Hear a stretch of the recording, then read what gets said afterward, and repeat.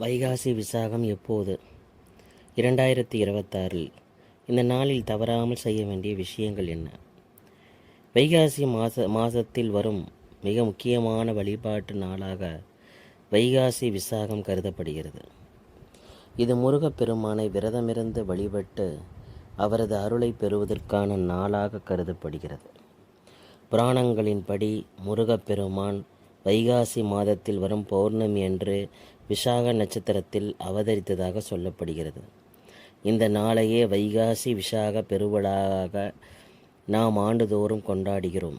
இந்த நாளில் விரதம் இருந்து வழிபட்டால் வேண்டியது கிடைக்கும் என்பது நம்பிக்கை. முருகப்பெருமானுக்குரிய மிக முக்கியமான வழிபாட்டு விரத நாட்களில் ஒன்று வைகாசி விசாகம். இது முருகப்பெருமான் அவதரித்த தினமாக கருதப்படுகிறது. வைகாசி மாதமான மே, ஜூன் மாதங்களில் வழக்கமாக இவ்விழா கொண்டாடப்படுவது வழக்கம். வைகாசி மாதத்தில் வரும் பௌர்ணமியும் விசாக நட்சத்திரமும் இணைந்து வரும் நாளையே வைகாசி விசாகமாக கொண்டாடுகிறோம். இந்தியா மட்டுமன்றி இலங்கை, மாலத்தீவு, சிங்கப்பூர், மலேசியா உள்ளிட்ட உலக நாடுகளிலும் உள்ள தமிழர்களால் வைகாசி விசாகம் வெகு சிறப்பாக கொண்டாடப்படுவது வழக்கம். முருகப்பெருமானுக்குரிய மிக முக்கியமான விரத நாட்களில் ஒன்று தைப்பூசம். தைப்பூச பெருவிழா பழனி தலத்திற்குரிய விழாவாக கருதப்பட்டாலும் உலகம் முழுவதிலும் உள்ள முருகன் கோவில்களிலும் தைப்பூச திருவிழா கோலாகலமாக கொண்டாடப்படுவது வழக்கம். அவ்வாறே வைகாசி விசாகம் கொண்டாடப்படுகிறது. வைகாசி விசாகம் வரலாறு. சிவபெருமானை நோக்கி பல ஆண்டுகள் கடும் தவம் இருந்த சூரபத்மன் என்னும் அரசன் தனக்கு தாயின் கருவில் உருவாகாத அதே சமயம் சிவசக்தி ஒன்று சேர்ந்த ஒரு சக்தியால் மட்டுமே மரணம் ஏற்பட வேண்டும் என்று வரம் பெற்றான். இந்த வரத்தால் தேவர்களை துன்புறுத்தினான் அசுரன். சிவபெருமானிடம் தேவர்கள் முறையிட தனது நெற்றிக் கண்களை திறந்தார் சிவபெருமான். அதிலிருந்து வெளிப்பட்ட தீப்பொறிகள் சரவண பொய்கள் இருந்த 6 தாமரை மலர்களில் 6 பகுதிகளாக விழுந்தது. அந்த 6 தீப்பொறிகளும் 6 குழந்தைகளாக மாறின. அவர்களை வளர்க்கும் பொறுப்பை கார்த்திகை பெண்களிடம் வழங்கினார் சிவபெருமான்.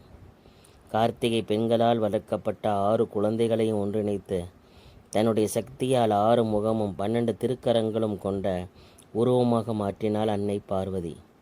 அதோடு தனது சக்தியில் உருவான வேலை முருகப்பெருமானுக்கு ஆயுதமாக வழங்கினார். இதை கொண்டு சூரபத்மனையும் அவனது சகோதரர்களையும் போரில் வெற்றி கொண்டு வதம் செய்து தேவர்களை காத்தார் முருகப்பெருமான். தீமைகளை அழித்து நன்மைகளை காப்பதற்காக முருகப்பெருமான் அவதரித்த தினமே வைகாசி விசாகம் ஆகும். வைகாசி விசாக வழிபாடுகள். வைகாசி விசாகமன்று ஏராளமான பக்தர்கள் விரதம் இருந்து வழிபடுவார்கள். பலரும் பால்குடம் சுமந்து வந்து முருகப்பெருமானுக்கு பாலபிஷேகம் செய்து வழிபடுவார்கள். இன்னும் சிலர் பாத யாத்திரையாக முருகப்பெருமானின் ஆலயங்களுக்கு சென்று நேர்த்திக்கடன் நிறைவேற்றுவார்கள். கோவில்களில் வைகாசி விசாகம் என்று புரோகிதர்கள் பலரும் ஒன்று சேர்ந்து குக்குட ஹோமம் நடத்துவார்கள்.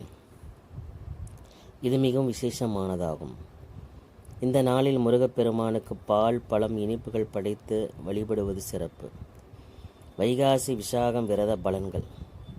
வைகாசி விசாகம் என்ற முருகப்பெருமானை வேண்டி விரதமிருந்து அவரது மந்திரங்களை சொல்லி வழிபட்டால் குடும்பத்தில் ஒற்றுமையும் மகிழ்ச்சியும் நிலைத்திருக்கும். வேண்டுதல்கள் நிறைவேறும். பிரிந்த கணவன் மனைவி ஒன்று சேர்வார்கள். குழந்தை இல்லாதவர்கள் குழந்தை பாக்கியம் கிடைக்கும். முருகப்பெருமானின் அருள் பரிபூர்ணமாக கிடைக்கும்.